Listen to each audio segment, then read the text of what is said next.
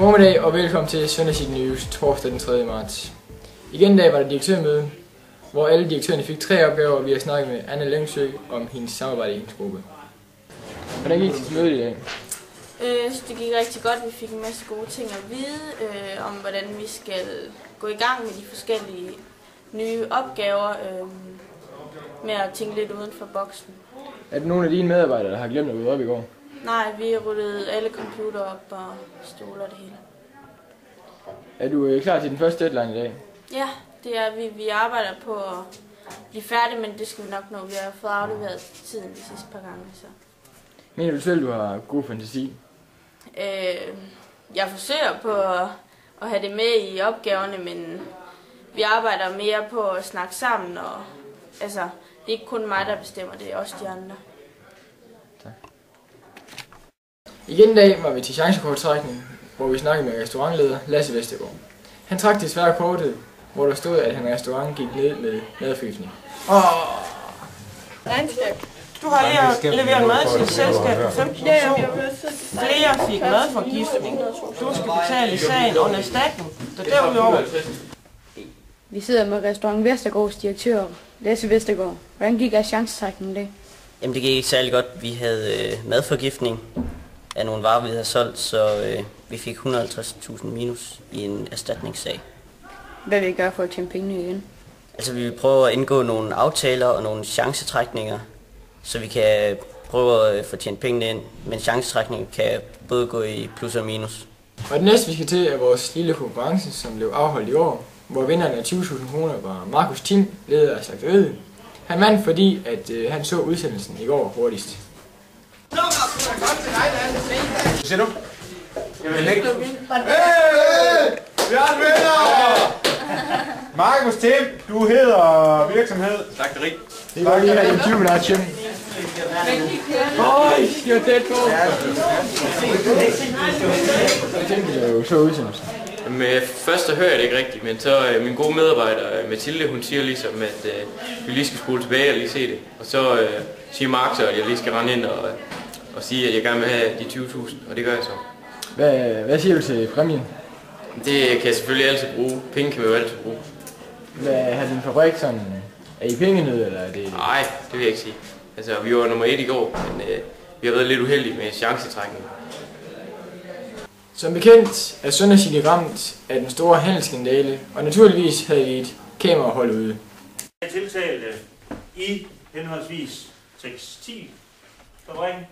Hvad siger du til, at du er blevet dømt til svindel? Jeg synes, det her det er virkelig det er skidt, og det er ikke kun skidt, fordi at, altså, min underdirektør har ikke informeret mig om tingene, og det er en ting, ikke? Og jeg er ikke blevet informeret om de her ting. Men altså en anden ting er, at vi har en by her, der hedder Sonder City, ikke? Og der er ikke blevet lavet et regelsæt for, hvad man må og hvad man ikke må. Og altså, jeg synes virkelig ikke, at det er fair, den måde, vi bliver behandlet på i retten. Vi får jo ikke lov til at sige noget. Hun overdøver os fuldstændig, og vi kan ikke gøre noget. Hvad siger du til din underdirektørs valg? Jamen altså, min underdirektør selvfølgelig er lidt skuffet over ham på nuværende tidspunkt, men han har så mange kvaliteter, at jeg tror helt sikkert, at han fortsætter i firmaet. Jeg skal bare have nogle informationer rundt om. Den kunne jeg godt lige have tænkt mig at have haft lidt før. Så det kommer ikke til at give konsekvenser for firmaet? Det kommer ikke til at få konsekvenser for. Jeg benægter. Vi har aldrig handlet med dem. Altså, de kan jo ikke regne med, at vi går ind på skat.dk's hjemmeside og tjekker den, når det ikke engang er en rigtig by, det her. Fandme noget lort. Jeg gider ikke mere. Tak skal du have. 89 C SKL, paragraf 13 C, stykke 1, med jurystemmer 8 mod 0. I forbindelse med handlen. De 3 virksomheder sad alle på øje række i retssalen.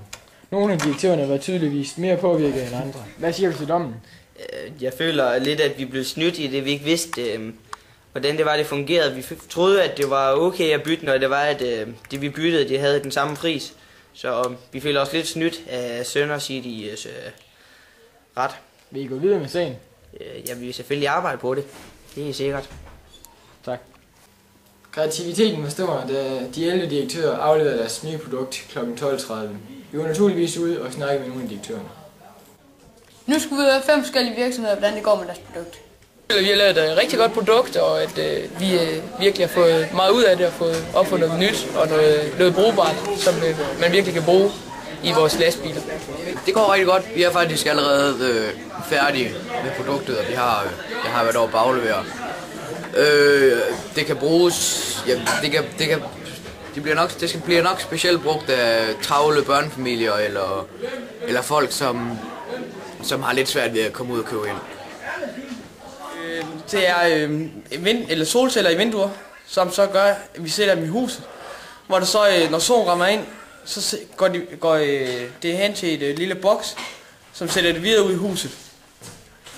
Og så har vi skrevet en masse om det, og hvad vi kan bruge det til, og alt muligt, og det er vi færdige med, og vi har afleveret.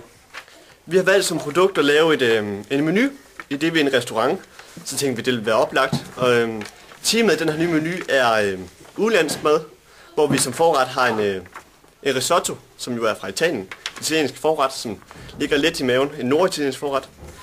Vi har som hovedret valgt en paella, som er fra Spanien. Den fylder så lidt mere, så den er oplagt som hovedret. Til dessert har vi valgt en crème brûlée, som jo er fra Frankrig, så vi har italiensk, spansk og fransk. Vores produkt er så et familiekort til motionscenter, hvor man kan spare 10% per person, der kommer med. Så hvis der er 5 personer, så koster det kun 8.000 i alt, hvor før det vil koste over 10.000. Så det er fandme godt. Der er ikke sket så meget med børstallet i dag. Råvaregrupperne ligger og svinger mellem 1-4%. Min øjenfaldende er, at fødevare restaurant fra i mandags er sten og nu ligger på 50.000 kroner. Farvel og på gensyn i morgen.